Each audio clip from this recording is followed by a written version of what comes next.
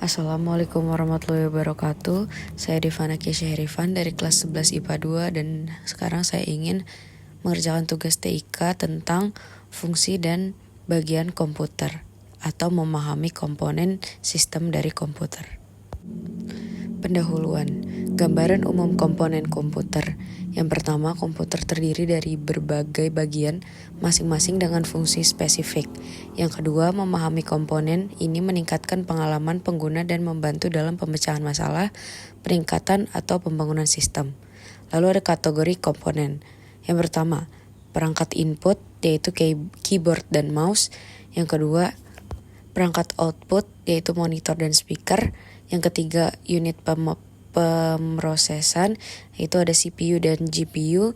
Yang keempat, perangkat penyimpanan ada HDD dan SSD. Dan yang terakhir adalah antarmuka komunikasi yaitu kartu WiFi. Layar komputer. Fungsinya untuk menampilkan keluaran visual dari komputer. Jenis monitor yang pertama ada monitor CRT yaitu ada layar tabung, lebih besar dan berat, biasanya sudah usang. Yang kedua ada monitor LCD atau LED, yaitu ada layar tipis dan ringan, lebih hemat energi. Yang terakhir ada monitor OLED atau LED, yaitu layar dengan warna yang lebih tajam, biasa digunakan pada monitor berkualitas tinggi. Metrik kualitas, yang pertama ada resolusi, diukur dalam pixel misalnya Full HD atau 4K. Lalu ada resolusi yang lebih tinggi, yaitu adalah gambar yang lebih jelas dan lebih detail. Keyboard, fungsinya perangkat input untuk mengetik dan perintah tata letak. Yang pertama ada QWERTY, tata letak yang paling umum. Lalu ada AZERTY dan DVORAK, yaitu variasi untuk bahasa atau efisiensi yang berbeda. Lalu ada tombol khusus. Yang pertama ada tombol fungsi F1 sampai F12, yaitu untuk melakukan tugas tertentu.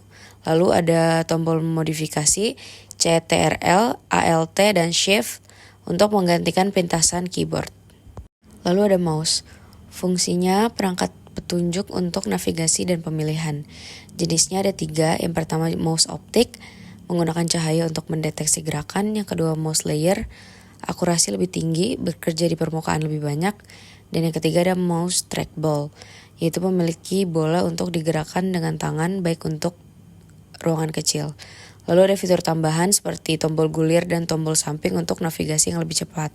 Motherboard, fungsinya papan sirkuit utama yang menghubungkan semua komponen.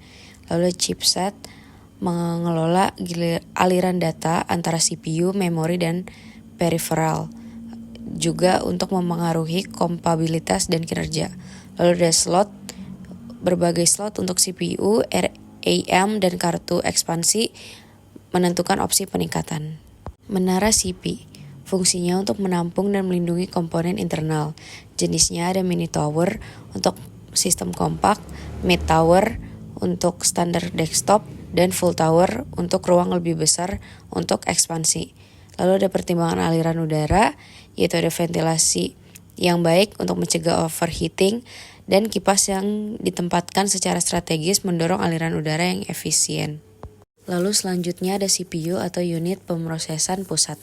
Fungsinya otokomputer melakukan perhitungan dan pemrosesan. Matrik kinerjanya untuk kecepatan jam diukur dalam GHz, menunjukkan siklus per detik. Inti dan pemrosesan, beberapa inti memungkinkan pemrosesan beberapa tugas secara bersamaan. Kartu VGA atau kartu grafis, fungsinya untuk menghasilkan gambar dan video, juga meningkatkan kinerja grafis. Jenisnya ada grafis terintegrasi, yaitu terintegrasi dalam CPU, cocok untuk penggunaan umum. Yang kedua ada kartu grafis khusus, yaitu lebih kuat dan memori sendiri atau VRAM. Pentingnya VRAM mempengaruhi kinerja dalam tugas-tugas yang memerlukan grafis intensif. Kamera web, fungsinya untuk menangkap video untuk komunikasi dan streaming. Metrik kualitasnya yang pertama ada resolusi. Resolusi lebih tinggi 720p dan 1080p 4K menghasilkan video yang lebih jelas. tingkat bingkai, diukur dalam bingkai per detik atau FPS. Laju yang lebih tinggi memberikan putaran yang lebih mulus. Aplikasi digunakan dalam konferensi video, streaming, dan pembuatan konten. RAM atau memori akses acak, fungsinya untuk menyimpan sementara untuk data yang sedang diproses oleh CPU. Kecepatannya waktu akses yang lebih cepat dibandingkan dengan perangkat penyimpanan. Penting untuk mengerjakan lebih dari satu tugas dan menjalankan aplikasi dengan lancar. Kapasitasnya diukur dalam gigabyte atau GB. Lebih banyak RAM memungkinkan menjalankan lebih banyak aplikasi sekaligus tanpa melambat. Speaker, fungsinya perangkat output yang mengeluarkan sinyal audio dari komputer. Jenisnya ada stereo, yaitu suara dua satuan dasar, dan suara surround. Beberapa speaker untuk pengamalan audio yang imersif. Opsi konektivitas, ada jack 3,5 mm, USB, dan Bluetooth untuk pengaturan yang fleksibel. Kipas komputer, fungsinya untuk menjaga komponen tetap dingin dengan mengedarkan udara. Jenisnya ada kipas casing, yaitu mengelola aliran udara secara keseluruhan, dan pendingin CPU, khusus untuk mendinginkan prosesor. Arah aliran udara, kipas dapat dikonfigurasi untuk menarik udara dingin atau mengeluarkan udara panas. Aliran udara yang baik sangat penting untuk umur panjang dari sebuah komponen. Catu daya, fungsinya untuk mengkonversi daya listrik menjadi daya yang dapat digunakan oleh komponen. Daya menunjukkan maksimum yang disuplai, penting untuk stabilitas sistem. Peringkat efisiensi, sertifikat 80+ menunjukkan seberapa efisiensi PSU mengonferensi daya. Peringkat yang lebih tinggi menghemat biaya listrik dan meningkatkan keandalan. Kabel HDMI atau kabel HDMI, fungsinya untuk mengirim sinyal audio dan video dari komputer ke monitor.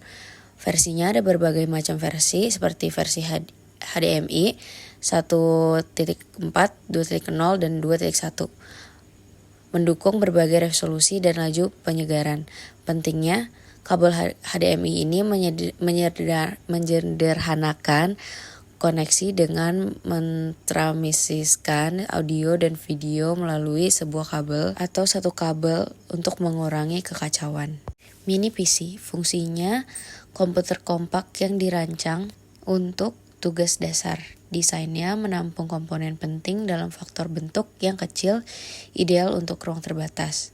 Kasus penggunaan cocok untuk kantor kecil, pusat media rumah, dan penelusuran web umum. SSD drive atau pemacu wujud padat. Fungsinya perangkat penyimpanan yang menggunakan memori flash untuk menyimpan data. Performa jauh lebih cepat dibandingkan HDD tradisional dalam hal akses data dan waktu booting. Daya tahannya tidak memiliki bagian yang bergerak, membuat SSD lebih tahan terhadap guncangan fisik dan kerusakan. Kabel VGA, fungsinya menghubungkan komputer ke monitor, mentransfer sinyal video.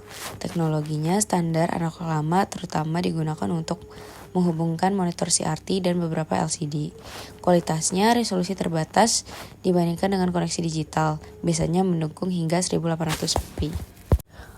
Kabel WLAN atau antena Wi-Fi, fungsinya untuk memfasilitasi komunikasi kabel untuk konektivitas jaringan. Jenisnya antena internal yang dibangun di dalam perangkat atau antena eksternal untuk memperkuat sinyal. Pentingnya memungkinkan perangkat lain untuk terhubung dengan jaringan Wi-Fi, memberikan akses internet dan komunikasi dengan perangkat lain. Kartu Wi-Fi atau PCI, fungsinya menyediakan koneksivitas jaringan NIC kabel untuk komputer desktop.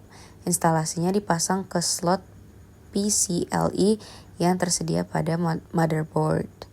Fiturnya mendukung berbagai standar Wi-Fi, misalnya Wi-Fi 5, Wi-Fi 6 untuk kecepatan dan jangkauan yang lebih baik. Pembaca DVD, fungsinya membaca data dari DVD dan CD. Penggunaan umumnya digunakan untuk memutar media, menginstal perangkat lunak, dan membaca cangkram data. Jenisnya ada DVD-RW, dapat menulis dan menulis ulang data.